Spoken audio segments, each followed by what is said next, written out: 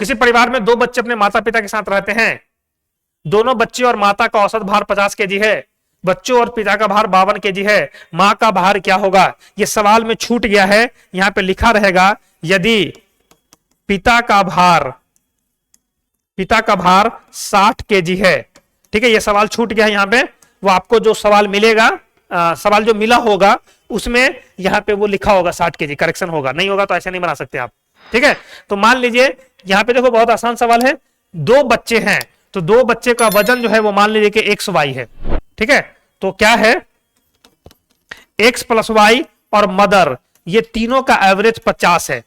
तो X plus Y plus mother का अगर टोटल वेट लेंगे तो 150 होगा। ये तीन से गुना कर लो। एक्स और वाई बच्चा है, फादर के साथ जब उसका एवरेज कर रहे हैं तो 52 केजी है, बच्चों और पिता का औसत भार। तो यहां से करेंगे तो X plus Y plus F, ये हो जाएगा 156। समझ रहे ना, ये 3 से गुना कर लीजिए। फादर का दिया हुआ है 60, तो यहां से निकालोगे, इसको इंप्लाइज दैट कर लो, तो x प्लस वाई बराबर हो जाएगा 156 माइनस 60। अगर ये 56 होता तो ये देखो कितना हो जाएगा, 96 होगा क्या? हाँ, ये 96 हो जाएगा। समझ में आ रहा है, ये 96 हो जाएगा। अब ना 1 से फ्रॉम वन माता का वजन निकालना है और x प्लस वाई हमको पता चल गया 96 है, तो m बराबर क्या हो जाएगा 150 माइनस 96। मेरी बात समझ में आ रही है ना? तो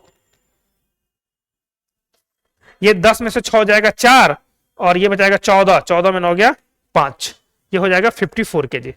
आसान सवाल है, ठीक है ना, ये कोई मुश्किल सवाल नहीं है, सिंपल करेंगे कैलकुलेशन। थोड़ा मेरा स्पीड है यार, मेरा नेचुरल स्पीड ऐसा ही है।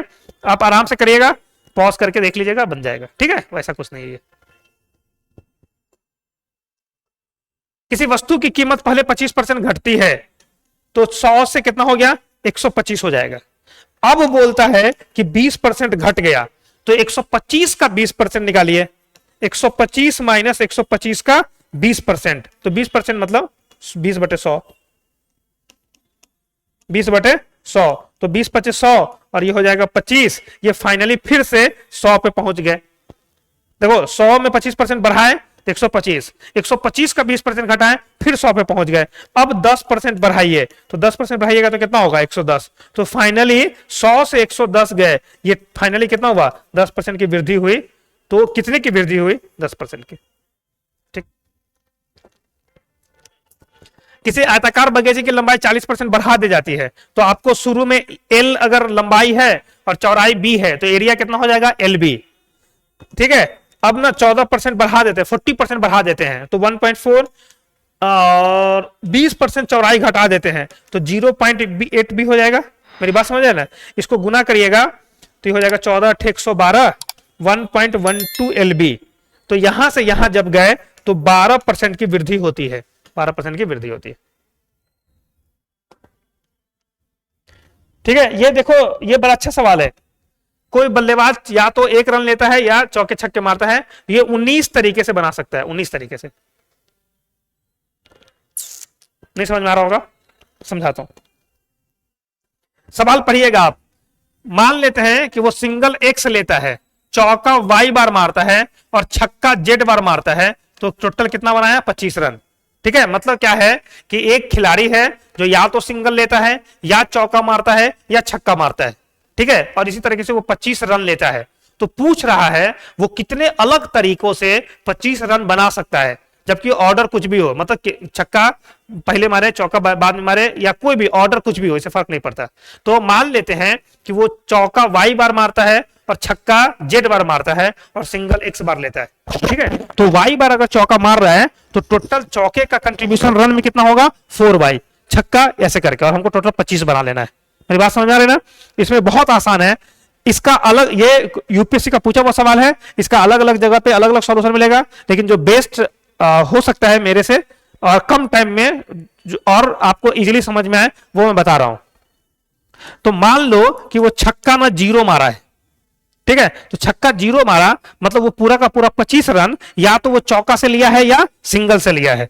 तो इस केस में जाएंगे तो x प्लस 4y बराबर कितना होगा 25। ठीक है, अब यहां से देखो y का क्या क्या पॉसिबल वैल्यू है। y 0 हो सकता है, 1 हो सकता है, 2 हो सकता है, 3 हो सकता है, 4 हो सकता है, 5 हो सकता है या 6 हो सकता है। मतलब क्या है 6 मतलब है कि वो 6 बार चौका मारा, ठीक है, तो 24 रन बन जाएगा। तो इसके अकॉर्डिंग ना x खुद चेंज हो जाएगा, आपको लोड नहीं लेना है। 7 बार चौका नहीं मार सकता क्योंकि 7 बार चौका मारता तो 28 रन बना जाता, लेकिन हमको 25 रन ही बनाना है। तो यहां से देखिएगा ना तो ये 7 तरीका हुआ। इसका मतलब समझ आ रहा है ना, 0 बार चौका मारा मतलब पूरा का पूरा 25 सिंगल लिया, 1 बार चौका मारा तो सिंगल कितना बार लेगा 21 बार लेगा। मतलब ये अलग से x को कंसीडर करने की जरूरत नहीं है। जब y को कंसीडर कर रहे हैं ना, आपने z और y कंसीडर कर लिए तो सिंगल खुद ब खुद हो जाएगा। ठीक है, तो ये एक तरीका था। दूसरा है पॉसिबिलिटी कि अगर वो छक्का 1 बार मारा है मतलब 6 रन वो 6 से ले रहा है, तब उस समय x प्लस 4y ये कितना कंट्रीब्यूट करेगा 19 कंट्रीब्यूट करेगा। अब यहां पे जाइए तो y का मतलब नंबर ऑफ 4, इसका जो पॉसिबल वैल्यू है वो 0 है, 1 है, 2 है, 3 है, 4 है। समझ रहे ना, चौका 5 बार नहीं मार सकता, अगर चौका 5 बार मारेगा तो वो 20 रन हो जाएगा। ठीक, तो इसका हो जाएगा 0 1 2 3। तो यहां पे जाएंगे तो 5 तरीका था। फिर उसी तरीके से z बराबर 2 करो। z बराबर 2 करने का मतलब है कि छक्का उसने 2 बार मारा तो 12 रन उसको छक्का से मिल गया। तो इस समय जो सिंगल और चौका से कंट्रीब्यूशन आने वाला है वो है 13 रन। यहां पे y का पॉसिबल वैल्यू देखिए 0 1 2 और 3। क्यों, 3 चौके 12, ठीक है, 12 रन बना लेगा, चौका से एक सिंगल ले लेगा 2। ठीक है, यहां y का वैल्यू 4 नहीं हो सकता क्योंकि 16 हो जाएगा। तो यहां पे देखेंगे तो 1 2 3 4 वैल्यू हो गया। ठीक, फिर ना अब जाओ z बराबर 3। z बराबर 3, तो z बराबर 3 करेंगे तो अब क्या है कि 18 रन उसको ना छक्का से आ गया तो x प्लस 4y जो होगा 7, ये हो जाएगा x प्लस 4y बराबर 7। चूंकि 18 रन छक्का से आ गया है तो आपको सिंगल और चौका मार के 7 ही रन लेना है। तो यहां पे y का वैल्यू देखेंगे तो 0 होगा या 1 होगा। क्यों आ रहा है ना, ये 0 और 1 होगा, 2 नहीं हो सकता। तो यहां पे जाएंगे तो 2 वैल्यू आएगा। तो कितना आया 7 5 12 4 16 और 2 18। एक कंडीशन और हो सकता है कि z बराबर 4 हो जाए, मतलब वो 6 नहीं 4 छक्का मार ले। तो 4 छक्का मार लेगा तो x प्लस 4y बराबर कितना होगा 1। इस समय y जो होगा 0 होगा और x ना 1 होगा। तो यहां पे तरीका एक है, ये टोटल को जोड़िएगा 7 प्लस 5 प्लस 4 प्लस 2 प्लस 1, तो 7 5 12 4 16 2 18 और 1 19। ये 19 तरीका है। समझ में आया होगा, होप सो। में शून्य की संख्या कितनी होगी आपको मालूम होगा कि अगर हमको कोई नंबर का मल्टीप्लिकेशन दिया है, ठीक है, या फैक्टोरियल दिया है, उसमें अगर हमको 0 की संख्या निकालनी है तो हमको क्या करना पड़ता है, उसमें हमको देखना पड़ता है कि 2 कितना है और 5 कितना है, और जितना पेयर बनता है या इसमें जो जितना पॉसिबल होगा उसी को करते हैं। क्योंकि 2 और 5 का जब गुना करेंगे तभी हमको 0 मिलने वाला है, अदरवाइज नहीं मिलने वाला है। ठीक है, यहां पे देखेंगे ना तो इसके फैक्टराइजेशन में 2 आएगा, इसके फैक्टराइजेशन में 2 आएगा, लेकिन इसमें से कोई भी नहीं है जिसमें 5 आ रहा हो। ठीक है, 31 में नहीं आएगा, 24 में 5 नहीं है, 32 में नहीं है, 17 में नहीं है, 23 नहीं है, 19 नहीं है। मतलब इसमें कहीं भी इसके फैक्टराइजेशन में 5 नहीं है। तो 2 है भी 5 नहीं है तो वो 0 नहीं बन पाएगा। मतलब इसमें जो 0 की संख्या होने वाली है वो 0 होने वाली है। ठीक है सर, चलिए सर समझ में आया होगा।